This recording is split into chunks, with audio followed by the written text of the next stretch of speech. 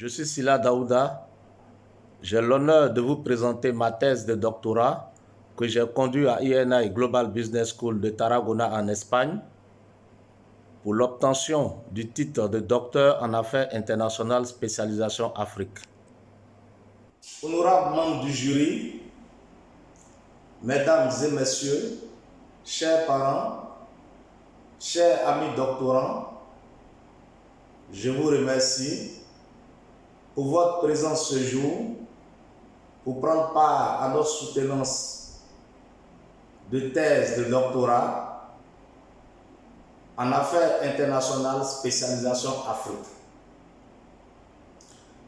Thèse qui porte sur le thème Impact des relations internationales sur le financement des économies africaines. Ce travail ne saurait voir le jour sans l'appui précieux de notre directrice de thèse, Madame Susana Fernandez, professeure à INI Business School. Nous profitons également de cette occasion pour remercier tous les enseignants de INI Business School de Tarragona en Espagne. Nous remercions également toute l'administration de cette prestigieuse institution qui a permis la réalisation de cette thèse avec leur accompagnement sans faille. Notre présentation portera sur 6 grands points, à savoir l'introduction générale, la présentation du sujet et sa problématique. Nous présenterons également quelques approches théoriques qui ont conduit cette étude, la méthodologie, les principaux résultats et pour finir la conclusion et les perspectives.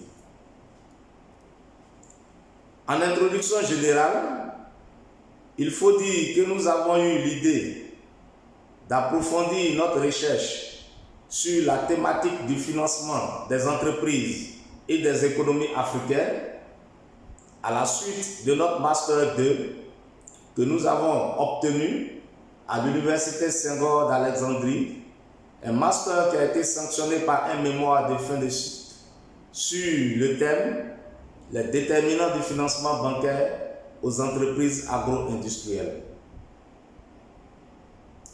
Pour ce doctorat, notre choix a porté sur le sujet de l'impact des relations internationales sur le financement des économies africaines, et cela est pour nous une tentative de réponse à la problématique du financement des PME qui interviennent dans le secteur de l'agriculture en général, dans un contexte où les alliances stratégiques et les négociations internationales restent très souvent méconnues dans l'environnement des affaires en Afrique. Également, la question de la qualité est traitée dans ce sujet et pour cela nous tenterons de faire le lien entre l'accès au financement et les pratiques de certification. En ce qui concerne la présentation du sujet, il faut dire que l'environnement des affaires en Afrique connaît beaucoup de mutations, tant au niveau des institutions qui dirigent la transformation économique de l'Afrique et la multitude d'accords internationaux mis en place pour favoriser sa régulation.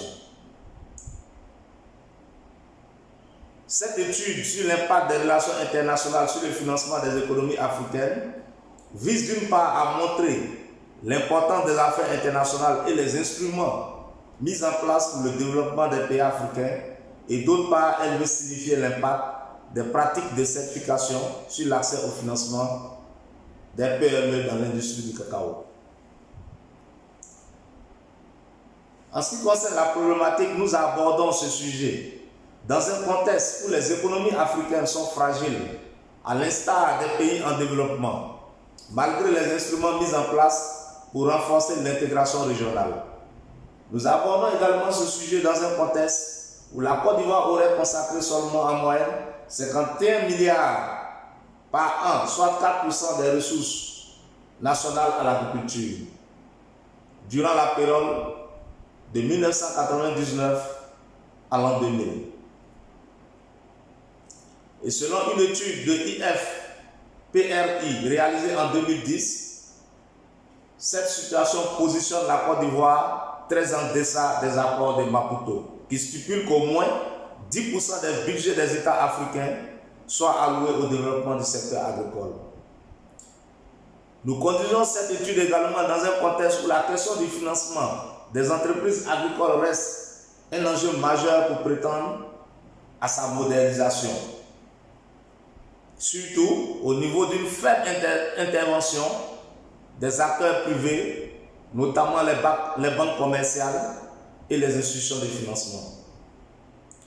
Également, cette étude se réalise dans un contexte où les plans d'affaires soumis aux banques par les entreprises font ressortir des incohérences au niveau financier, socio-économique et démographique. Malgré cela, le constat fait ressortir que la plupart des entreprises qui reçoivent du financement sont celles qui sont certifiées ou inscrites dans un processus de certification. Pour notre étude, les théories étudiées font état des analyses faites par plusieurs auteurs en lien avec, d'une part, le PIB pour aborder la problématique du financement des économies africaines en convoquant les études de Devarajyan en 2013 qui met l'accent sur la tragédie des données statistiques dans l'utilisation des vieilles méthodes pour la mesure du PIB en Afrique, pendant que le problème de croissance économique n'est pas encore résolu. Ensuite, nous présentons les théories de la valeur en lien avec le processus et la démarche qualité. À ce niveau, nous montrons l'importance de l'analyse fonctionnelle dans la démarche qualité en mettant en exergue les théories explicatives de certains précurseurs et penseurs de la qualité, tels que Shewhart, Ishikawa, Deming, Durand. Dans cette même perspective, nous avons mis en exergue le Lean Manufacturing tel que conduit dans la stratégie de développement du modèle Toyota, le TPS, à travers certains outils. Toujours en ce qui concerne les théories étudiées, pour ce qui concerne la problématique du financement des entreprises, nous abordons la question de la théorie du compromis ou le trade-off théorie, le TOT, avantages et coûts liés à la dette. Également, nous parcourons le modèle de Modigliani qui introduit les effets de la fiscalité sur la valeur de l'entreprise. Dans ce modèle, la valeur des entreprises endettées est maximisée par la déductibilité des charges d'intérêt et des dettes.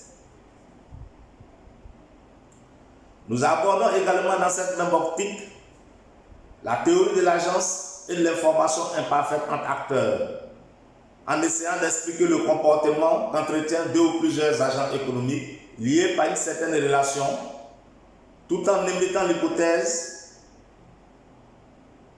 le comportement optimiste que peuvent adopter ces agents, ainsi que l'existence d'une information imparfaite. Pour finir sur cette question, nous présentons aussi quelques approches de financement, telles que le financement commercial, le financement par créance, le nantissement des actifs corporels. Il s'agit dans ce cas d'utiliser les produits agricoles pour garantir le financement. En ce qui concerne le quatrième point, relatif à la méthodologie, nous abordons les questions relatives à notre étude, l'objectif qui conduit cette étude et l'hypothèse. Au regard des constats et des interrogations pendantes en lien avec votre sujet à l'étude et de la problématique posée, au plan managérial et théorique, deux questions centrales nous paraissent importantes à savoir. Quels sont les instruments internationaux ou sous-régionaux mis en place pour le développement des économies africaines? Les pratiques de certification résultant d'une démarche qualité influencent-elles positivement l'accès au financement bancaire des coopératives en Côte d'Ivoire?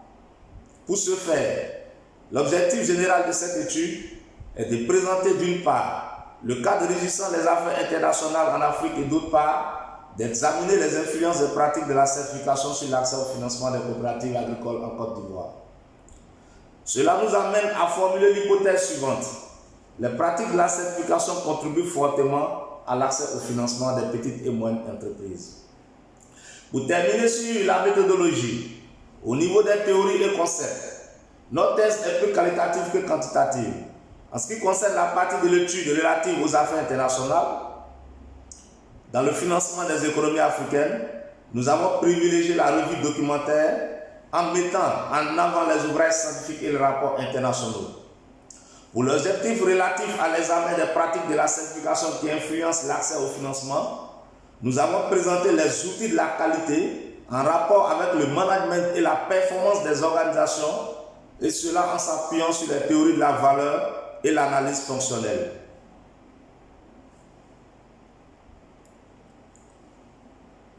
Au niveau de la collecte et le traitement des données, pour atteindre l'objectif visé sur le lien entre la certification et l'accès au financement, nous avons élaboré un questionnaire qui a été administré en ligne et pour lequel nous avons reçu 33 répondants. Nous avons traité ces données d'enquête avec le logiciel Stata 2015, ce qui nous a permis de mettre en exergue des statistiques descriptives et explicatives pour connaître les effets de notre variable explicative sur la variable à expliquer. Nous avons fait des analyses qualitatives et quantitatives en se limitant aux résultats du Q2.